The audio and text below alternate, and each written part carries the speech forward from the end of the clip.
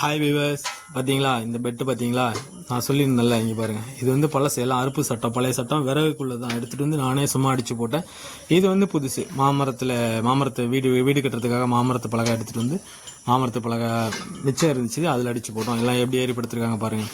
நிறையா வளர்க்குறவங்க, கமர்ஷியலாக வளர்க்குறவங்க பராமரிச்சிக்கலாம். நம்ம வந்து கொஞ்சமாக வீட்டுக்கு வளர்க்குறவங்க இது ரொம்ப ரொம்ப யூஸ்ஃபுல்லாக இருக்கும். மழை டைமில் எந்த பிரச்சனையும் இல்லை, எந்த சீக்கம் வராது.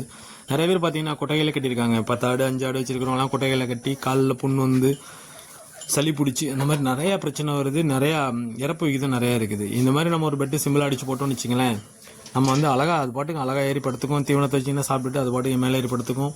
எந்த சீக்கு எந்த தொற்று வியாதியும் வராது. காலையில் கிளம்பி சுத்தமாக கூட்டி விட்டிங்கனாலே போதும். ரொம்ப சிம்பிளுங்க. இதெல்லாம் பெருசாக ஒன்றும் செலவு கிடையாதுங்க.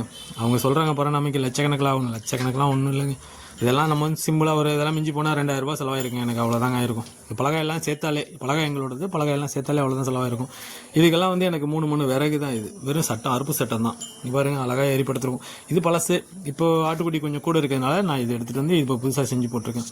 நீங்களும் இந்த மாதிரி ட்ரை பண்ணி பாருங்கள். கொஞ்சம் ஆடு வளர்க்குறவங்க பண்ணலாம். ஒரு 10 தாயாடு வச்சுருக்கிறவங்க, ஒரு 10-20 ஆடு வச்சுருக்கிறவங்க சிம்பிளாக இது மாதிரி கொட்டையில் அடித்து போட்டுக்கலாம். நமக்கு கொட்டாயும் சுத்தமாக இருக்கும், எல்லாமே சுத்தமாக இருக்கும். ஓகே வியூவர்ஸ், லைக் பண்ணுங்கள், சப்போர்ட் பண்ணுங்கள்.